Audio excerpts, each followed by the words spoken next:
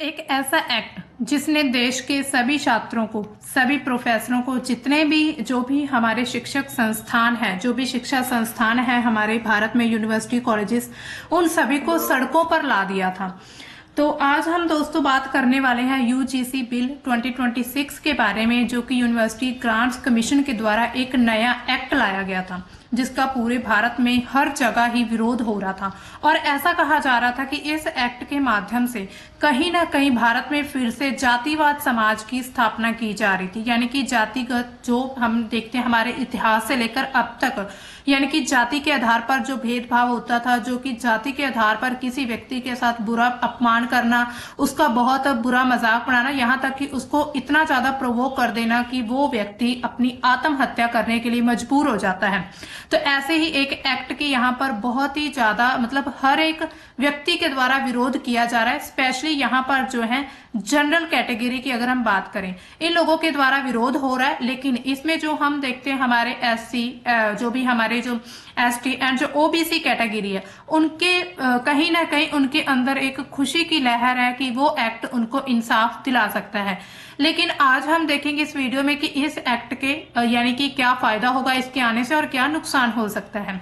तो ये जो एक्ट है, इसका जो नया यानी कि नियम लाया गया था, इसको क्या कहा जा रहा है, promotion of equality and higher education institutions regulations 2026।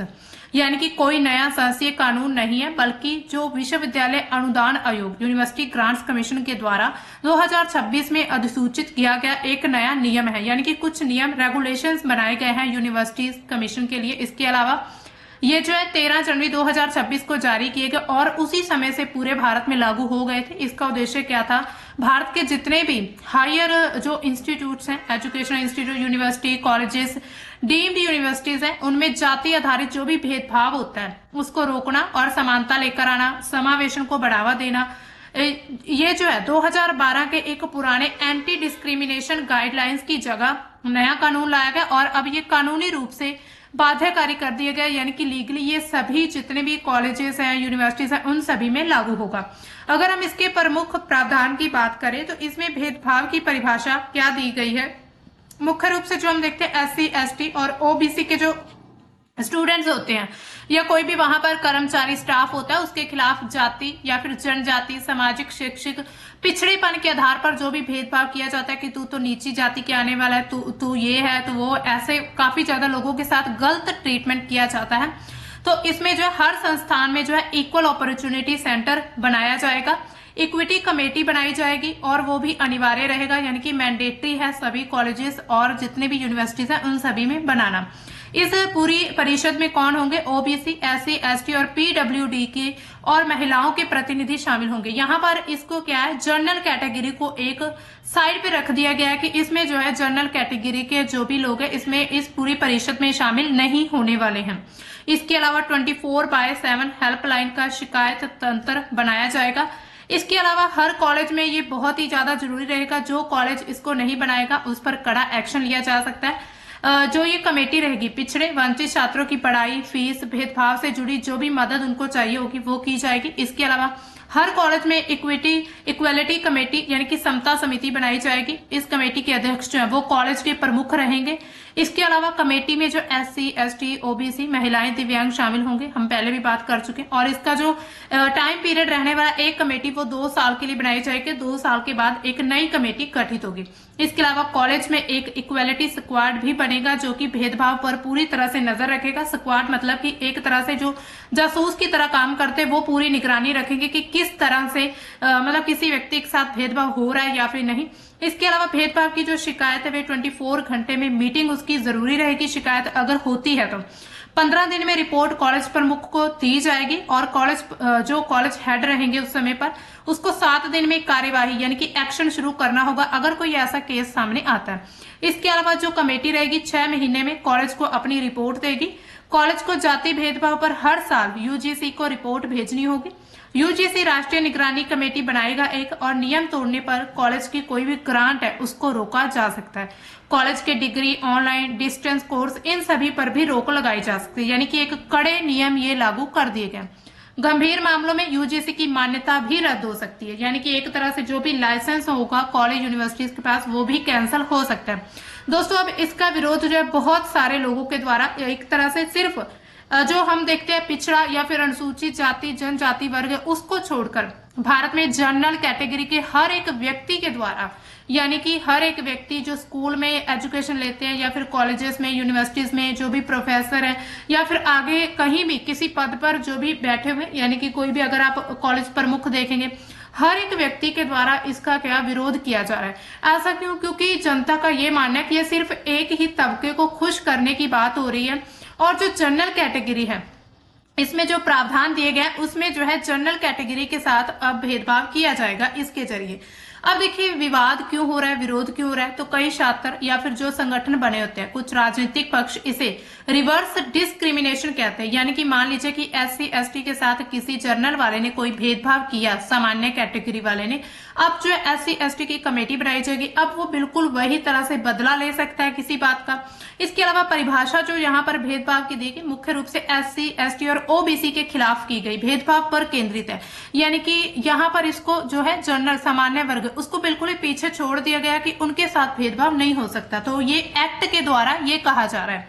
इसके अलावा सुप्रीम कोर्ट में इसकी याचिका दायर की जा चुकी थी और इसमें अभी फैसला भी आ चुका है जिसमें दावा किया गया कि ये जो नियम है पूरी तरह से ही अनकॉन्स्टिट्यूशनल है और जनरल कैटेगरी को नजरअंदाज करते हैं, तो ऐसी एक PIL दायर की थी।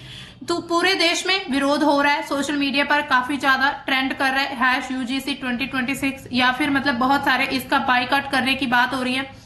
कुछ जो भी राजनीतिक जो दल हैं उनके द्वारा इस्तीफे भी दिए जा चुके हैं, जो भी राजनीतिक जो हमारे प्रतिनिधि होते हैं उनके द्वारा।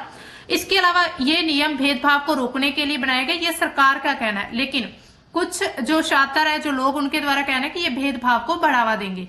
इसमें जो है हमने देखा अगर हम संविधान की बात करें, उन्होंने संविधान का हवाला दिया कि किस तरह से संविधान में इसके प्रावधान है। तब देखिए संविधान जो है ये अनुच्छेद 14 इसमें बताया कि कानून के समक्ष समानता, यानी कि हर एक व्यक्ति समान रहेगा चाहे वो किसी भी कैटेगरी से बिलोंग करता हो।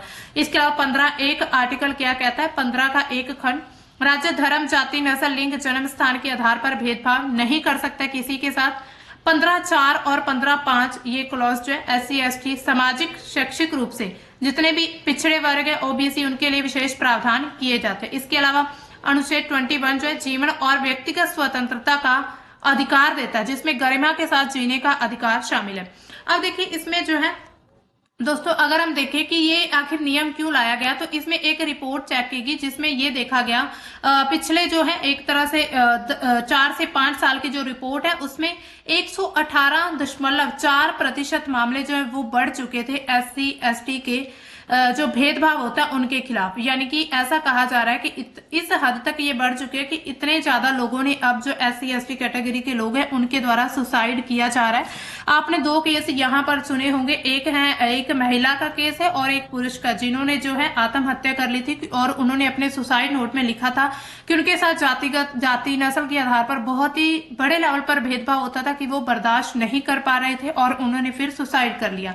इसके अलावा अब इसके पक्ष में जो वो सरकार है, क्योंकि सरकार ने ये बिल लेकर आई है, तो उनके द्वारा यही कहा गया है कि जो पिछड़े वर्ग है उनको हम समानता देना चाहते हैं, उनको आगे लाना चाहते हैं ताकि उनके साथ कोई भी भेदभाव ना हो। तो रिपोर्ट्स में जो भी उन्होंने बताया कितने % केसेस सामने आ चुके हैं, इसी वजह से उनका मेन मोटिव यही है कि पूरे जो एक तरह से पूरा समाज है भारत है उसमें सभी के साथ समान रूप से व्यवहार किया जाए। इसके अलावा उन्होंने नेशनल एजुकेशन पॉलिसी 2020 का अनुपालन भी बताया, जहां पर इंक्लूजन यानी कि इंक्लूसिविटी जो है, इंक्लूसिव जो एजुकेशन उस पर जोर दिया जाता है कि सभी लोग जो है समावेशी शिक्षा जो जितने भी यानी कि हर व्यक्ति को वो शिक्षा मिल सके ताकि वो खुद को कहीं भी अलग महसूस ना करे, ना तो जाति के आधार पर, ना धर्म के आधार पर, ना ही किसी नस्ल के आधार पर। इसके अलावा उन्होंने कहा कि जो संस्थान प्रमुख है वो जवाबदेह होंगे इसके लिए, जिससे वास्तविक बदलाव भी आ सकता है। इसके अलावा उन्होंने कहा कि जो हायर एजुकेशन उसमें कुछ सुरक्षा के ये मतलब कि सुनिश्चित की कि जैसे कि बहुत सारे मामलों में यहाँ पर जो सुसाइड, ड्रॉप आउट या फिर मानसिक तनाव का सामना करना पड़ता है जो स्टूडेंट्स रहते हैं, ये नियम उन्हें सुरक्षित माहौल देंगे जो कि आर्टिकल 21 को मजबूत करेगा, यानी कि उनको गरिमापूर्ण जीवन जीने का अधिकार है। इसके अलावा सरकार ने ये कहा कि ये कानून पूरी तरह से बाध्यकारी हो सकता है, यानी कि पूरी तरह से बाध्यकारी होगा। अब इससे पहले 2012 का जो पहले गाइडलाइंस जारी की गई थी वो सलाहकारी थी, यानी कि अगर ये जो कॉलेजेस हैं या फिर यूनिवर्सिटीज हैं चाहे तो इसको फॉलो कर सकती, अदरवाइज नहीं। तो अब जो इसको बाध्यकारी कर दिया गया। अब इसके विपक्ष में जो आलोचक है उनके द्वारा क्या कहना है कि अनुच्छेद 14 का उल्लंघन हो रहा है, यानी कि आप समानता की बात करते हैं लेकिन इसमें जो सामान्य वर्ग है उसकी समानता कहाँ गई।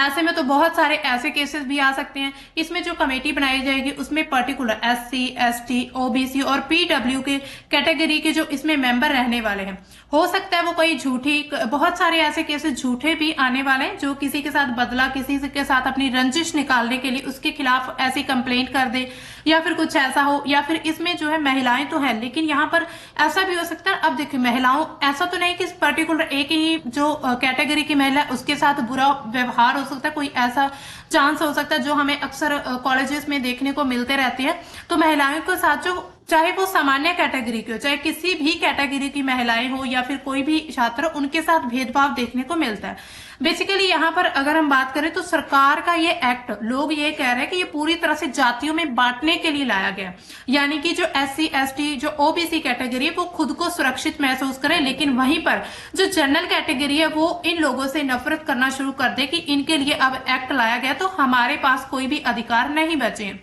इसके अलावा जो परिभाषा उसमें भी सिर्फ इन्हीं पर्टिकुलर कैटेगरीज की बात की गई है, जनरल कैटेगरी को बिल्कुल ही बाहर रखा गया है। हालांकि जो भेदभाव है वो किसी भी व्यक्ति के साथ हो सकता है, जरूरी नहीं कि वो सिर्फ SC, ST। हालांकि इतिहास से हम देखते हैं कि सबसे ज्यादा इन लोगों के साथ ही बुरा व्यवहार हुआ है, लेकिन ये नहीं हो सकता कि आगे भी सिर्फ इन्हीं के साथ हो।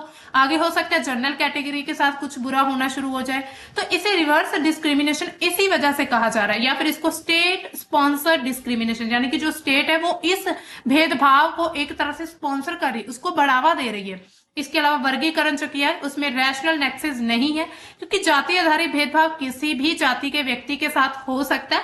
सुप्रीम कोर्ट में याचिका दायर की गई थी और कहा गया कि ये मैनिफेस्टली आर्बिट्रेरी है और हायरार्की ऑफ विक्टिमहुड इसको बनाया जाता है। इसके अलावा अनुच्छेद 15(1) का उल्लंघन भी है, यानी कि जाति के आधार पर भेदभाव करता, मतलब कि जो राज्य है वो इस भेदभाव को, मतलब भेदभाव को बढ़ावा दे रहा है, क्योंकि जो शिकायत तंत्र बनाया गया, एक तरह से जो कंप्लेंट अथॉरिटी बनाई गई थी वो सिर्फ कुछ पर्टिकुलर कास्ट के लिए, कुछ पर्टिकुलर जातियों के लिए बनाई गई है। इसके अलावा अनुच्छेद 21 का उल्लंघन भी है, यानी कि जो जनरल कैटेगरी उनको भी गरिमापूर्ण जीवन जीने का अधिकार है, निष्पक्ष जांच का अधिकार है, लेकिन इस एक्ट के जरिए उनको ये अधिकार नहीं मिल रहा है। इसके अलावा फॉल्स कंप्लेंट्स भी आ सकती है, इसका डर है, सेल्फ सेंसरशिप हो सकती है, एकेडमिक फ्रीडम पर भी असर पड़ेगा। इसके अलावा कुछ रिपोर्ट्स में क्या कहा कि कॉलोनियल इरा क्रिमिनल ट्राइब्स एक्ट जैसी प्रिजम्पशन है उसको बनाता है। इसके अलावा और समस्याएं जिसमें हम देखा IIT, IIM जैसे कुछ संस्थान है वो बाहर रह सकते हैं इन सभी चीजों से। इसके अलावा इससे कैंपस में और जो पोलराइजेशन है वो और ज्यादा बढ़ सकता है। अब इस पर सुप्रीम कोर्ट ने क्या फैसला दिया, तो दोस्तों सुप्रीम कोर्ट ने ये कह दिया कि ये जो नए नियम है, इतना बड़ा प्रोटेस्ट होने के बाद अब जो है एक मीटिंग चली सुप्रीम कोर्ट की, मतलब जो वहां पर चीफ जस्टिस मुख्य जज थे और एडवोकेट के बीच उनकी बातचीत हुई, उसका ये निष्कर्ष निकाला कि इन नए नियमों पर फिलहाल रोक लगा दी गई है। तो सुप्रीम कोर्ट ने क्या कहा कि UGC ऐसे नियम नहीं बना सकता जो राज्यों के अधिकारों को खत्म करे, यानी कि जो स्टेट्स के अधिकार है उनको खत्म किया जा रहा है। इसके अलावा जो अब सुप्रीम कोर्ट ने केंद्र UGC को नोटिस जारी कर दिया गया, यानी कि जवाब मांगा है कि आपको जवाब चाहिए। इसके साथ ही नियमों का ड्राफ्ट फिर से तैयार करने का निर्देश दिया कि इसमें ना तो इसमें ये बताया गया कि अगर कोई ऐसी कंप्लेंट आती है भेदभाव की उसको क्या जो है पनिशमेंट दी जाएगी, उसका पूरा प्रोसेस क्या रहने वाला है, या फिर इसमें जो एक पर्टिकुलर जो यहाँ पर कमेटी की बात की गई उसमें हर एक तरह से हर एक कैटेगरी के जो व्यक्ति है उसको